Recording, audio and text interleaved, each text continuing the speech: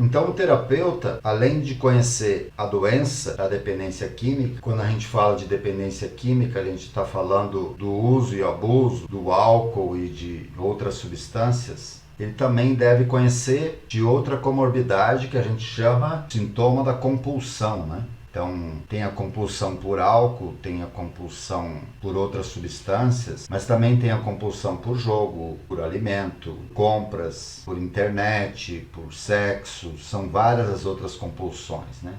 Olá, tudo bem? Meu nome é Carlos Kujat e eu faço parte do time da Saúde Mental Extrema. Nós ajudamos os terapeutas a faturar R$9.000 trabalhando 3 horas por dia. E vamos dar início na semana na jornada do terapeuta 9K. Nós aprendemos aí na semana que a primeira regra do terapeuta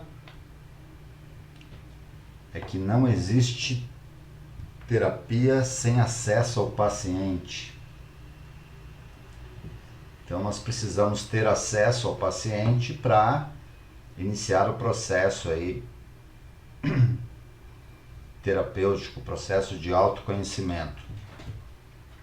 E aprendemos também que geralmente quem nos dá acesso ao paciente é a família. Então temos que aprender aí, criar a habilidade de atender também a família.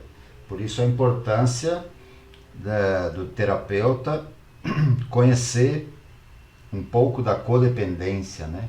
Dessa relação com o dependente químico. Quem está próximo do dependente químico, nós conhecemos como codependente. O Eduardo Mato já entrou por aqui, a Maria Melo, sejam bem-vindos. Então na quarta-feira a gente tem o nosso programa aqui que a gente fala especificamente da codependência, né? Que a gente chama esse quadro de codependência no divã. Então a gente foca na codependência na quarta-feira. Então quem está nos acompanhando aí, que quer se aprofundar na codependência, é na quarta-feira. Mas o codependente é aquela pessoa que tem acesso ali ao paciente, que convive com ele, e aí ele vai, nessa relação, ele vai tendo algumas dificuldades, né? E aí a gente acaba conhecendo o sintoma familiar. Porque quando a gente vai estudar a dependência química profundamente, a gente vai entender que a dependência química ela não é a doença de um indivíduo só. É esse contexto familiar que acaba ficando adoecido. Então as relações estão doentias, né? E aí que a gente identifica o sintoma da codependência, que é essa pessoa que está mais ligada com o dependente químico, onde tem a transferência e a contra-transferência. Então um acaba respondendo ao sintoma do outro, né? E aí os dois acabam perdendo. Entrou por aqui também meu amigo José Claudiomiro, lá de São Marcos, lá do Rio Grande do Sul. Então o terapeuta, além de conhecer a doença da dependência química, quando a gente fala de dependência química, a gente está falando do uso e abuso do álcool e de outras substâncias, ele também deve conhecer de outra comorbidade que a gente chama do sintoma da compulsão, né? Então, tem a compulsão por álcool, tem a compulsão por outras substâncias, mas também tem a compulsão por jogo, por alimento, por compras, por internet, por sexo, são várias as outras compulsões, né? E a gente aprendeu que a compulsão ela migra, né? Então, se a gente tratar a compulsão por álcool ou por outra substância, ela tem uma tendência de migrar para outra compulsão. Então, você regula uma, é como se ela se movimentasse, né, para o sujeito ter um ganho secundário. Então, é muito comum isso acontecer, né? O sujeito está lá em tratamento para tratar a compulsão por álcool ou por outra substância, e ele acaba adquirindo a compulsão por compras, por exemplo, que vai trazer os mesmos sintomas, as mesmas dificuldades. Vai acabar se endividando e assim por diante. Então, quando a gente tem o sintoma da compulsão, ela tem uma tendência de migrar. Então, se o sujeito é compulsivo pelo tabaco, a pessoa que fuma, quando ela para de fumar, geralmente ela adquire uma outra compulsão. Ela começa a comer mais doce, começa a comer mais. Aí algumas pessoas falam, porque muda o paladar, começa a sentir o gosto da comida.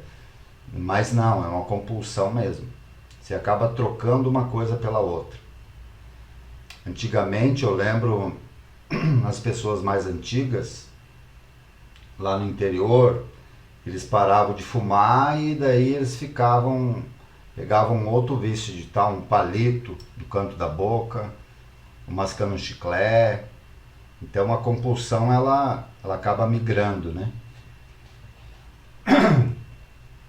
Porque além da compulsão, do vício, né? Tem também o hábito, né? O hábito de ter alguma coisa na boca. A gente entende a dependência como algo que vem da experiência oral, né? Então a criança, quando ela nasce, a primeira fase é a fase oral. Ela reconhece o mundo pela boca. Então tudo que a criança pega, ela põe na boca. Aí vem a segunda fase, que é a fase anal. Isso muda lá por volta de 1 ano e 8 meses, 2 anos, quando a criança sai da fase oral e passa para a fase anal, que é quando a gente tira a fralda da criança, tira a amamentação pelo peito da mãe, a chupeta. É a fase que a criança começa a ter o controle, né? Ter o controle do xixi, do cocô. Então, quando a gente vai estudar a psicanálise, a gente entende que a dependência química, esse sujeito tem uma dificuldade nessa transição de fase, da fase oral para a fase anal, onde precisa ter o controle, né? É uma explicação científica que a gente tem das pessoas que conseguem controlar, né? Tem um controle maior. As pessoas que bebem, normalmente bebem uma latinha, 2 e para. A hora que ela achar que tem que parar, ela para. Ela tem um controle disso, né? E já o dependente, aquele que tem uma predisposição à dependência, ele tem uma falha nesse controle, né? E aí vem a tendência à compulsão. Tudo que ele for fazer que é bom, ele acaba perdendo o controle. Então a dependência pelo álcool, pela maconha, pela cocaína, pelo tabaco, pelo cigarro, por jogos, ele acaba tendo dificuldade de controlar essa questão do desejo, né? Daquilo que traz prazer. Então, se ele gosta, sei lá, eu gosto de pudim, gosto de panetone, então eu não consigo comer um pedaço só, eu tenho que me controlar. Aí eu tenho que sentir, ter um sintoma fisiológico. Aí eu percebo que eu comi demais aquilo, daí eu começo a pensar em parar. Mas ainda vem um pensamento, só mais um pedacinho. Né? Porque quando a gente é jovem, a gente acaba extrapolando um pouco, né? Mas eu já sou um senhor de 53 anos, então eu tenho que cuidar do açúcar, cuidar das coisas boas, né? As coisas que dão prazer, elas fazem mal, geralmente. Quando é demais, acaba fazendo mal. Né? E a gente sabe que o açúcar, a gordura, faz mal, né? Então tem o problema do diabetes, do colesterol, e a gente tem que manter uma alimentação equilibrada. E se tem uma coisa que o dependente, o obsessivo compulsivo não tem dificuldade de ter, melhor dizendo, é o equilíbrio. Né? Então tudo aquilo que ele gosta de fazer, ele gosta muito.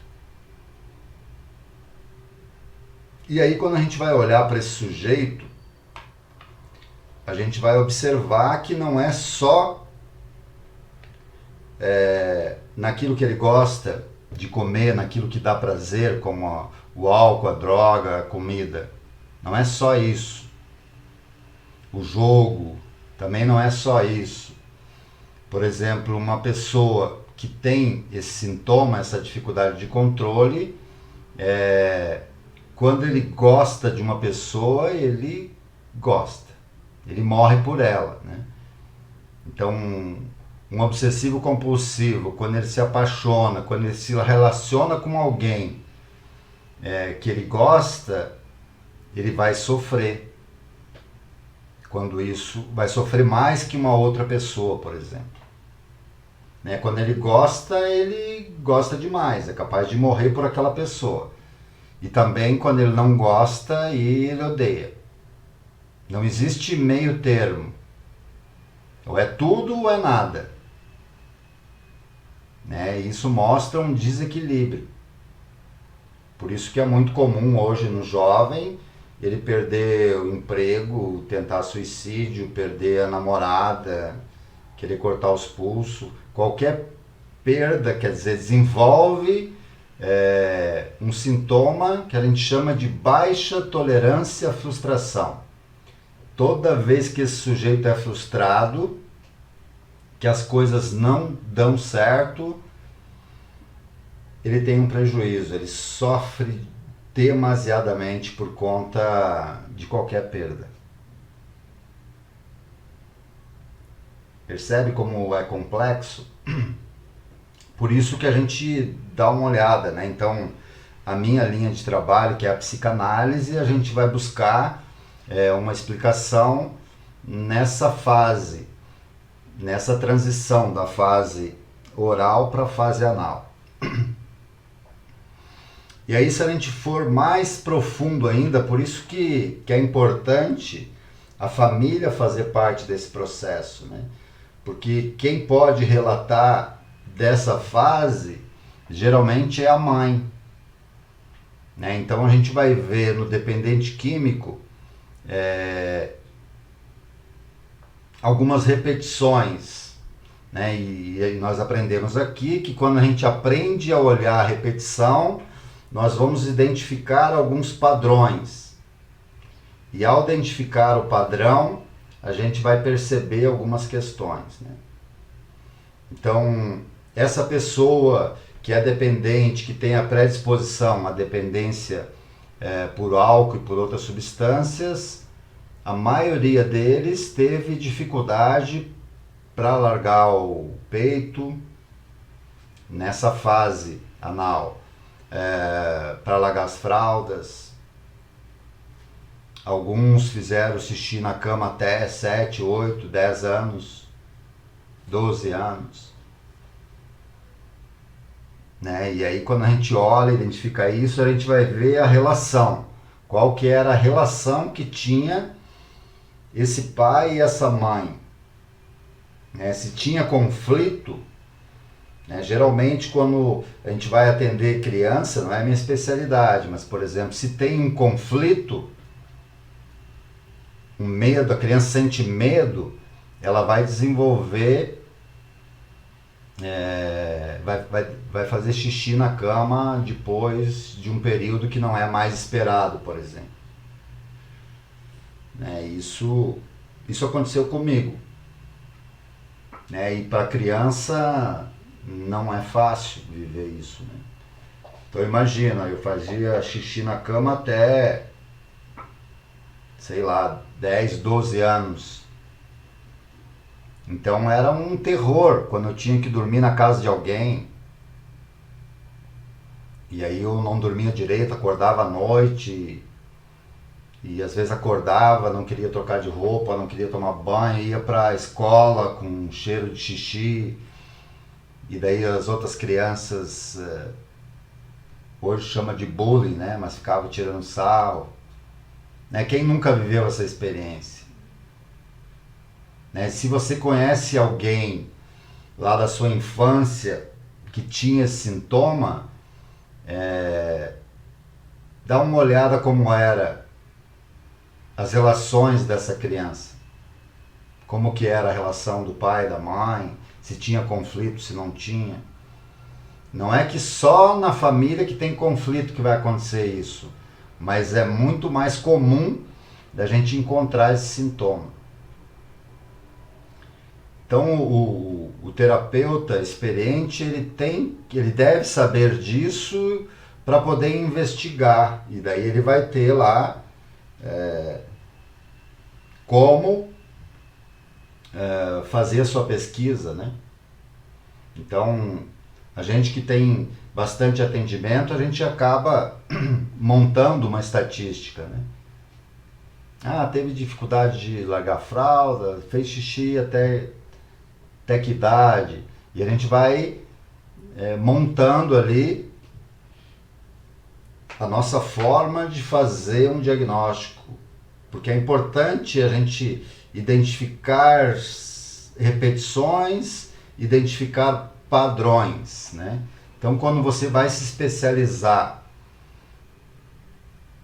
na dependência química, eu falei também em outra live esse mês que a maioria das profissões hoje, elas são segmentadas. Então, quando a gente pega um segmento como a dependência química, a gente olha profundamente para tudo isso, para essa relação, né? E aí, conforme a gente vai expandindo a nossa experiência, a gente passa a enxergar, né, ampliar a nossa visão a respeito dessa dificuldade, desse sujeito que está na nossa frente. Então é muito comum isso, muito comum. Hoje, uma dificuldade que a gente encontra no século XXI, na educação das crianças, as mães, além de ter dificuldade, a dificuldade normal, né? Que é tirar a fralda, tirar a chupeta, mamadeira. Isso tudo, a fase ideal é ali nos 2 anos. Ainda tem a dificuldade de tirar da cama. Né? Muitas crianças, ainda com 5, 6 anos, dormem com os pais. É uma outra coisa que a gente tem que olhar. Né? Porque nesse período do controle, é muito mais fácil, por exemplo, você tirar a criança da cama da mãe, no início lá ajuda. Então aquilo que é facilidade para a mãe, a longo prazo pode prejudicar essa ligação. Vai criar uma ligação de codependência muito mais profunda. Isso acontece com aquela criança que é doente quando pequena, quando bebê. Mas o ideal é que ela durma lá no bercinho dela, para ela começar a ter esse desligamento da mãe.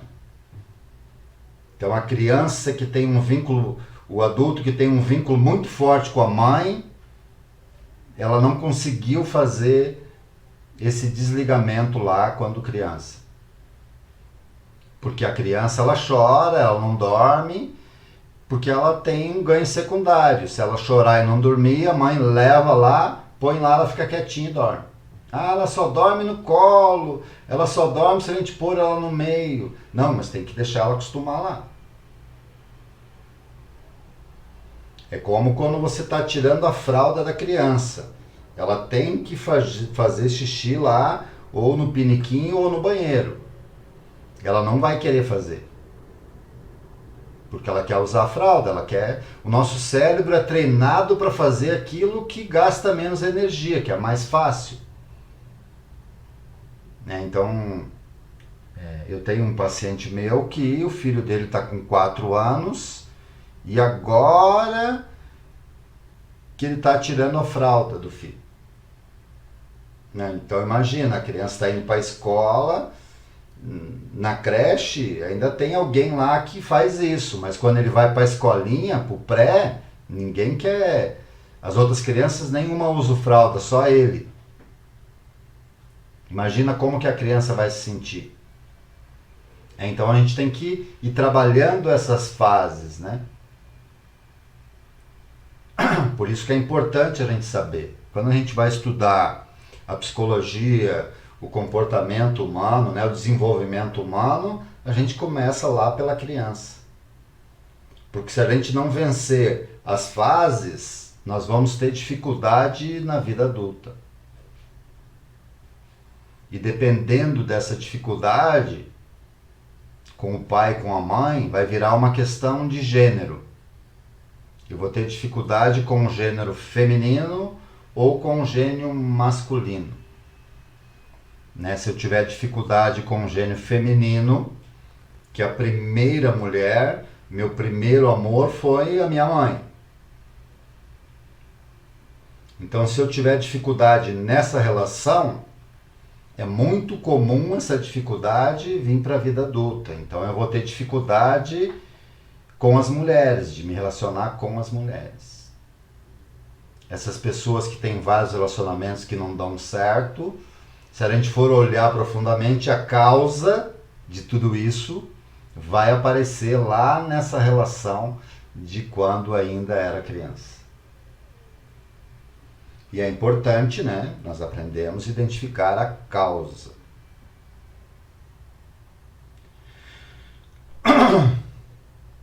O Eduardo está dizendo aqui, nossa, perfeitos, vivo isso com filhos e irmãos.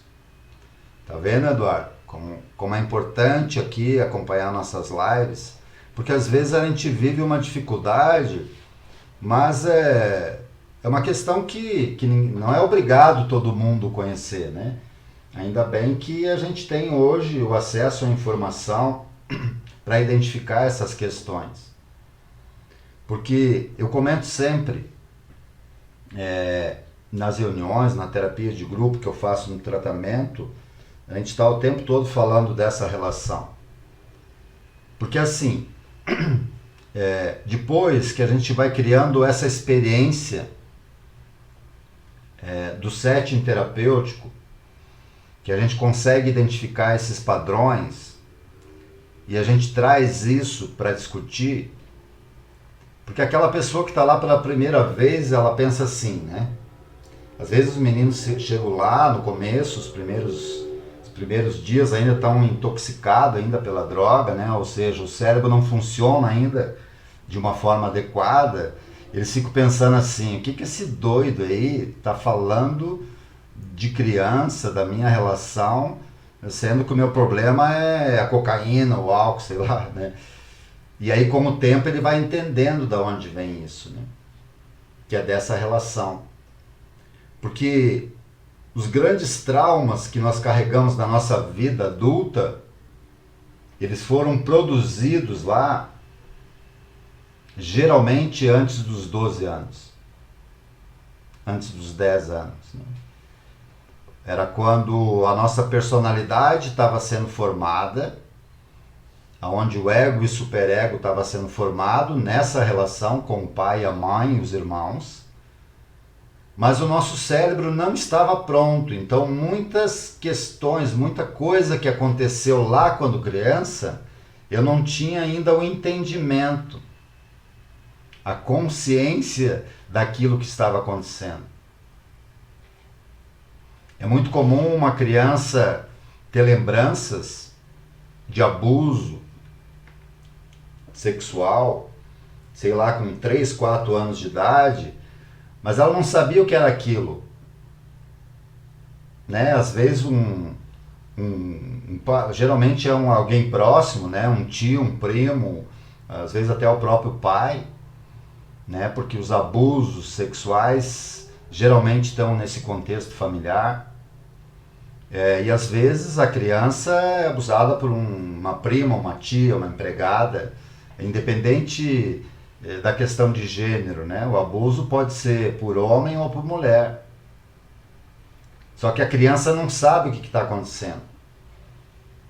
Ela só tem uma sensação estranha. Ela não consegue identificar, dar significado para aquilo. E aí ela fica com esse sentimento que ela não sabe ainda dar nome para aquilo, e daí conforme ela vai crescendo e vai aprendendo sobre, ela quase que consegue fazer uma ligação, mas ainda não. E quando a gente começa a falar disso, começa a clarear, começa a sair do inconsciente, ele começa a ter consciência disso. É muito comum isso acontecer com a criança. Ou quando tem uma perda. Imagina uma criança de 4, 5 anos e daí se perde alguém importante para a família. O pai, a mãe, a avó ou um tio. Daí a criança está lá, vê todo mundo chorando, sofrendo e ela não sabe o que aconteceu. Porque a gente não fala para ela sobre isso. A minha geração, o tabu era o sexo. Essa geração hoje, o tabu é a morte. Não se fala da morte para as crianças, né? A gente tenta... virou uma estrelinha, foi morar no céu, sei lá. A gente não fala da morte. Eu acho que é uma questão que hoje, né, a própria pedagogia, né, as escolas vão ter que falar sobre isso, né, sobre a perda. Por isso que esse adolescente de hoje não sabe lidar com a perda. Ele não desenvolveu ainda, né? Porque o luto é uma grande crise, né? E a gente tem que ir aprendendo a lidar com isso, com as perdas, né? Nós vivemos um tempo que a gente está olhando para isso, né? Por isso que tem simbolicamente tem o rito, né? Fúnebre. Então a pessoa morre. E aí quando a pessoa morre, você não diz, fulano chegou. Né? Você está lá no velório, você não diz fulano chegou. Quando a pessoa morre, você já muda a forma de falar. Você diz que o corpo de fulano chegou. Mas antes não era corpo? Era, mas não era só corpo. Entende? Foi liberado o corpo. Se eu estou no hospital e eu saio do hospital, a minha esposa vai ligar para você e vai dizer, se você quiser vir visitar o Carlos, ele já deu alta. Mas se o Carlos morre, ela vai dizer, vão liberar o corpo. Ela não diz nem o nome mais. Na maioria das vezes, que já foi embora. Então tem um corte, uma cisão, um rompimento da vida. E muitas pessoas, ainda adultos, não sabem lidar com isso. E nós, terapeutas, precisamos lidar com isso. Mas como os meninos lá, mas por que você está falando de luto, de morte? Porque quando você vive uma relação com o álcool e com a droga, e você percebe que aquilo está fazendo mal, e você tem que romper com aquilo, nós vivemos uma questão parecida com o luto, porque tem uma cisão. Né? Os alcoólicos anônimos acharam uma forma de lidar com isso, né?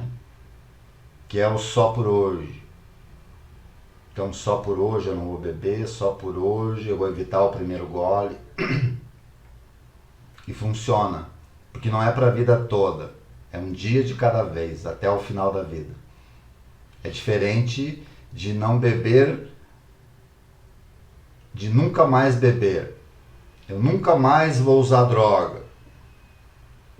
Então, se sair da boca do sujeito, nunca mais eu vou usar droga, nunca mais é muito tempo.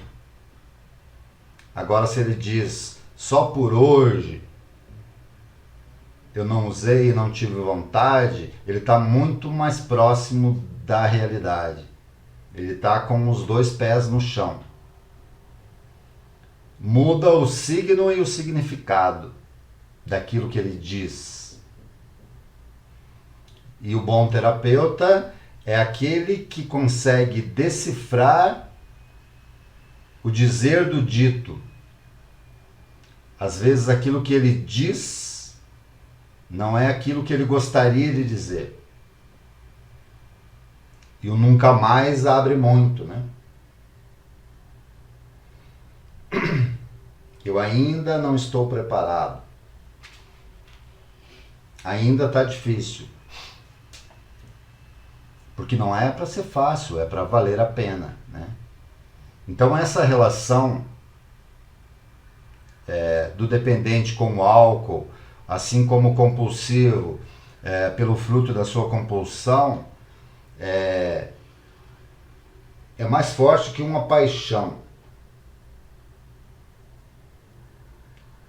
O alcoólatra, ele é apaixonado pelo álcool, ele vive um caso de amor, por isso que sofre quando tem que romper.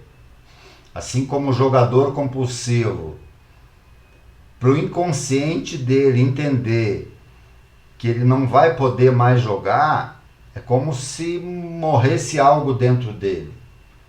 Por isso que o luto explica um pouco, né?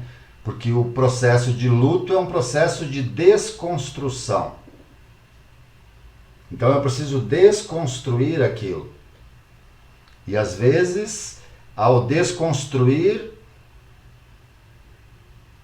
eu deixo sempre ali, sobra um resto.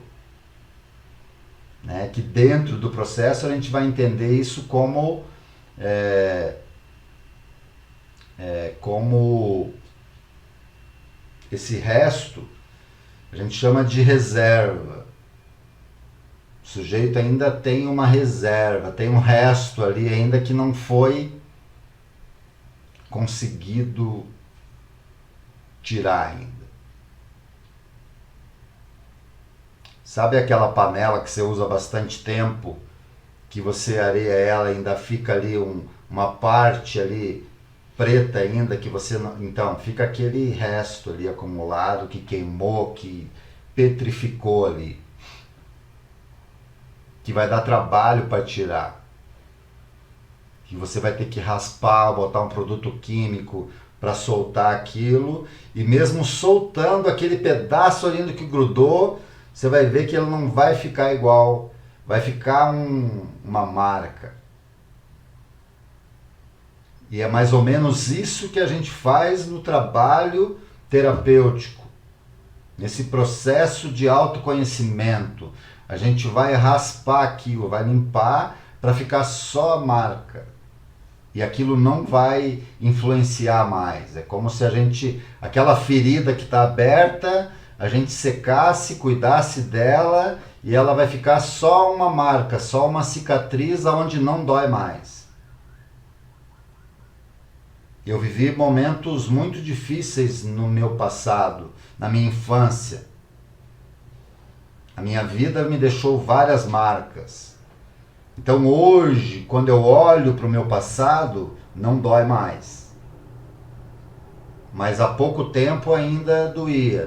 Tem algumas feridas que ainda sangram. né? Eu perdi o meu pai e minha mãe, tem 2 anos que eu perdi meu pai e 1 ano e pouco que eu perdi a minha mãe. Não é fácil lidar com essa perda. E só quem viveu sabe o que eu estou falando. Assim como só quem tentou limpar essa panela sabe do que eu estou falando. Porque a panela, ela não perdeu o significado dela. Ela ainda é útil, ela continua fazendo lá o arroz, o feijão. Só que tem aquela marca, que você limpa e fica. E você não vai descartar a panela porque tem essa marca. Então, a gente tem que aprender a lidar com isso. E algumas pessoas têm dificuldade de lidar com essas marcas que a vida acabou deixando. E não tem remédio para isso. Vou te mandar lá no psiquiatra, ele vai te dar 3 gotinhas lá e você não vai mais enxergar essa marca, você não vai mais lembrar. Não tem como. Por isso que não é só o psiquiatra que dá conta de tratar as compulsões. Também não é só o terapeuta, mas os dois juntos, olhando, tendo essa visão mais sistêmica. Eu até hoje ainda eu tenho dificuldades de lembrar da minha infância. Eu estou em análise há mais de 20 anos. Agora já estou na 4ª analista.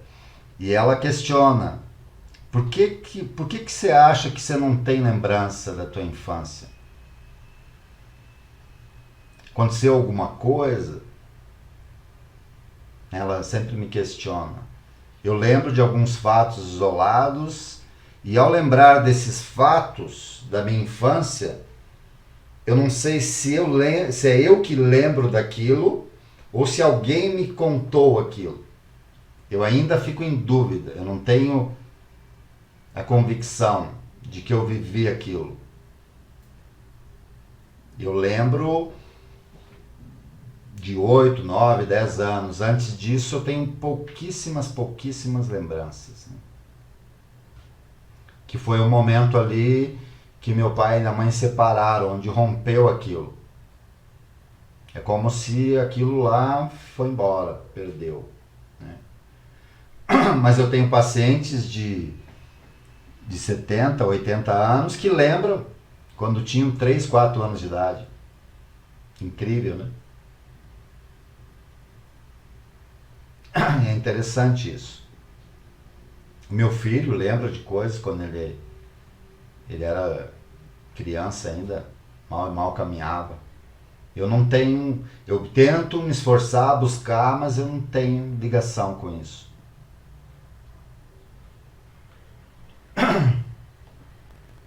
Percebe? Minha amiga Patrícia Moreira também está por aqui. Tem que marcar com a Patrícia para ela fazer uma live comigo aqui. Para nós falar da visão do...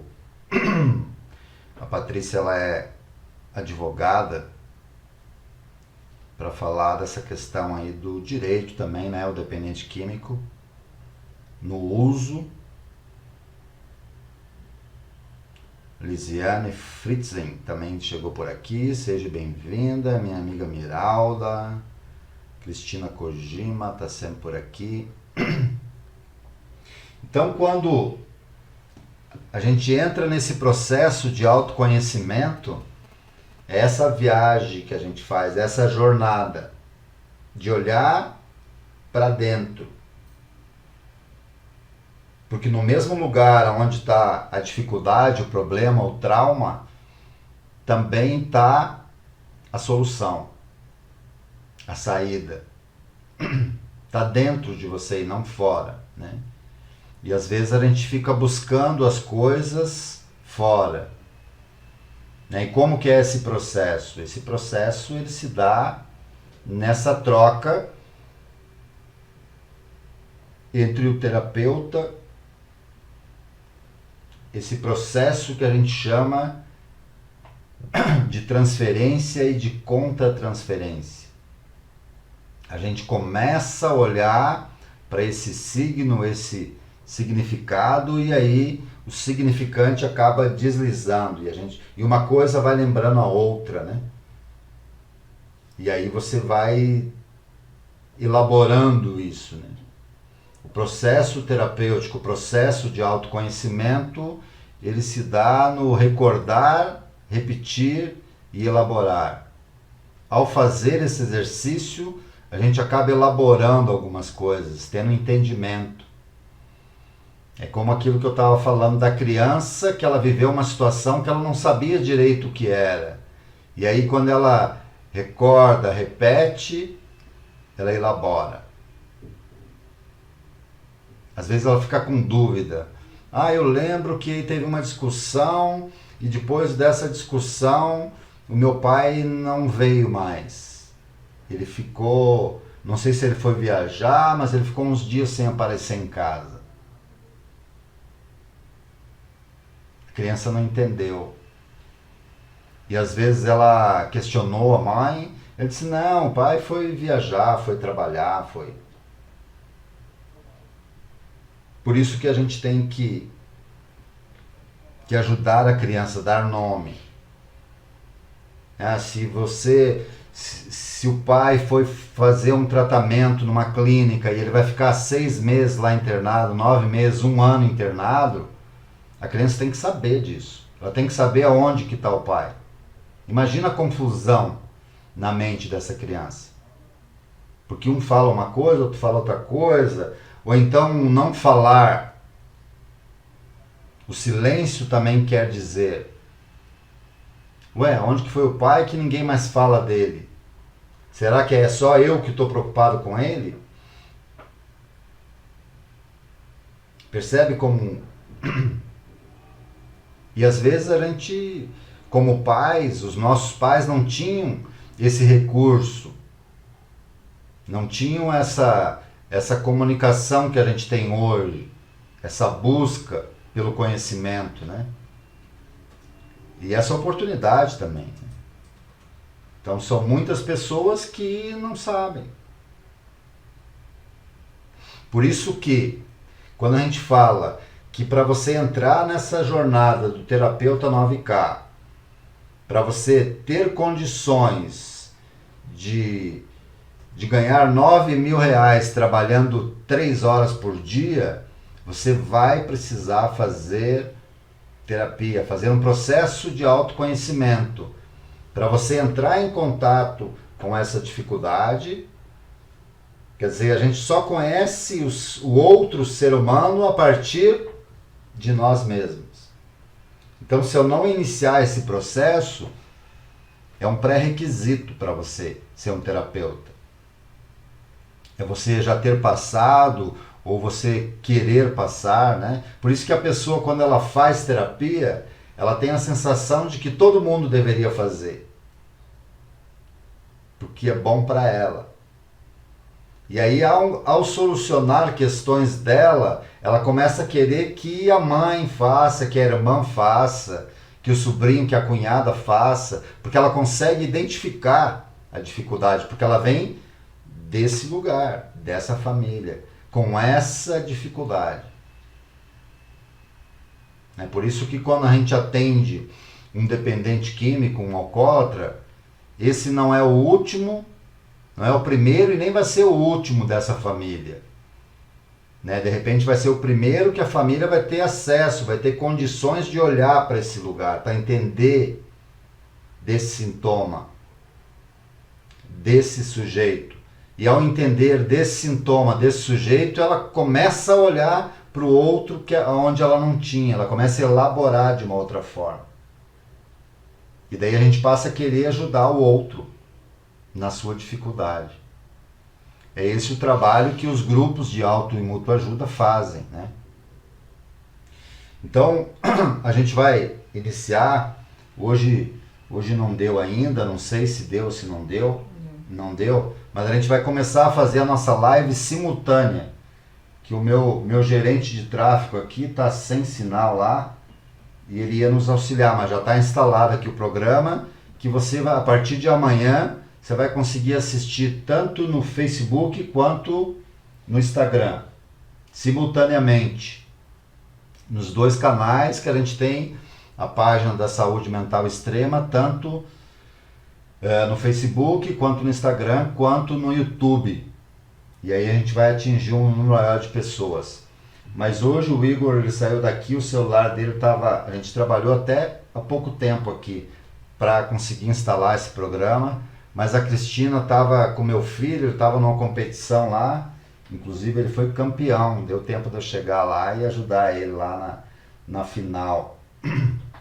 O meu amigo Eduardo Matos aqui, depois eu te mando a foto do pódio. Ele acompanha lá a evolução do meu filho no tênis de mesa. Então conseguimos lá hoje. E é muito importante, né? A gente está aqui trabalhando, então eu levei ele lá, vi a primeira fase do grupo, daí eu vim para cá com o Igor, a gente fez aqui, montou tudo direitinho. Eu até arrumei aqui a minha mesa, já coloquei aqui o Flip Sharp aqui atrás.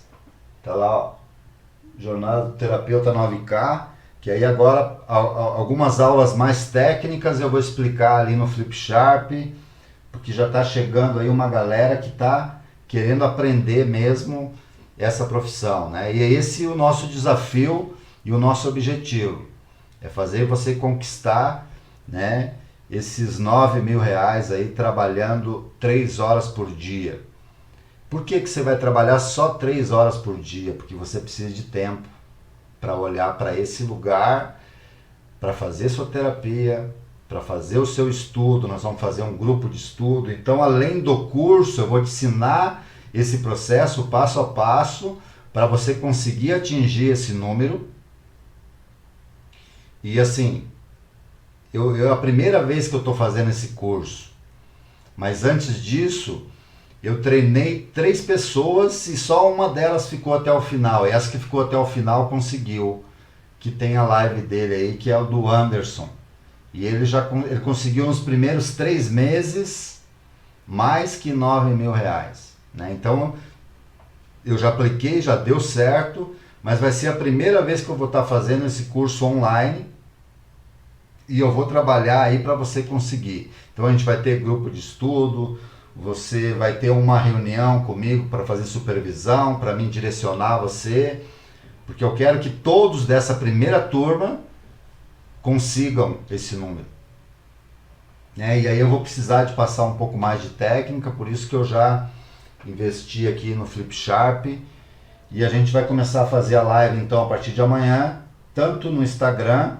Se você já acompanha lá a nossa página no Instagram ou no Facebook, aperta lá o sininho para quando a gente entrar ao vivo aqui, você receber lá a notificação e você pode acompanhar diariamente aqui. Então a gente está fazendo nossa live de segunda a sexta-feira, às 22 horas. E se você está gostando aí do nosso tema, fez sentido para você, compartilhe. Compartilhe aí a nossa página para outras pessoas também ter acesso a esse conhecimento, né? Então é isso, a gente se vê aqui amanhã, no mesmo horário, às 22 horas, para falar do mesmo assunto, mas com um tema diferente. Um forte abraço, até lá e se cuidem!